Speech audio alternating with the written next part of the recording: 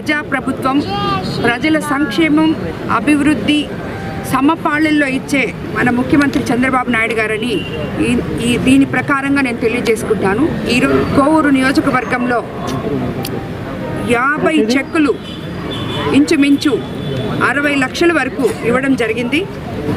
ఒక 85 లక్షల వరకు ఇచ్చున్నాము. అంటే సుమారు 1,40,00,000 వరకు ఈ సీఎం రిలీఫ్ ఫండ్ నుంచి ఈ 9 నెలల్లో కోవూరు నియోజకవర్గంలో ప్రతి ఒక్కరికి ఎవరైతే ఆపదలో ఉన్నారో వాళ్ళందరికీ ఇచ్చి వాళ్ళని కాపాడడం జరిగింది. ఇది మానవత్వంతో మన ముఖ్యమంత్రి గారు ఎప్పుడు పెడితే అప్పుడు ఇమీడియట్గా ఈ చెక్స్ రిలీజ్ అవుతున్నాయి.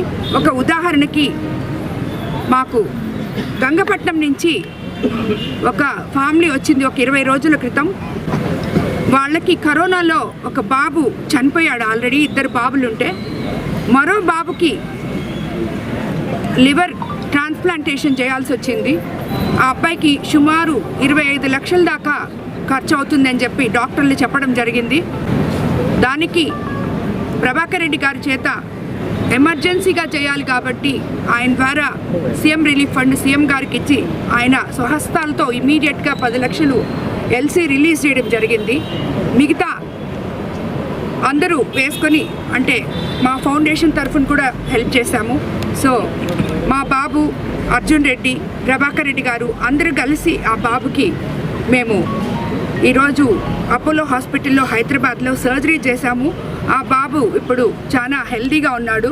త్వరలో డిశ్చార్జ్ అవబోతున్నాడు. సో సీఎం గారు అంత పెద్ద మొత్తంలో ఒకే రోజులో ఇవ్వబట్టి ఆ బాబు ప్రాణాలు మనం కాపాడగలిగాము.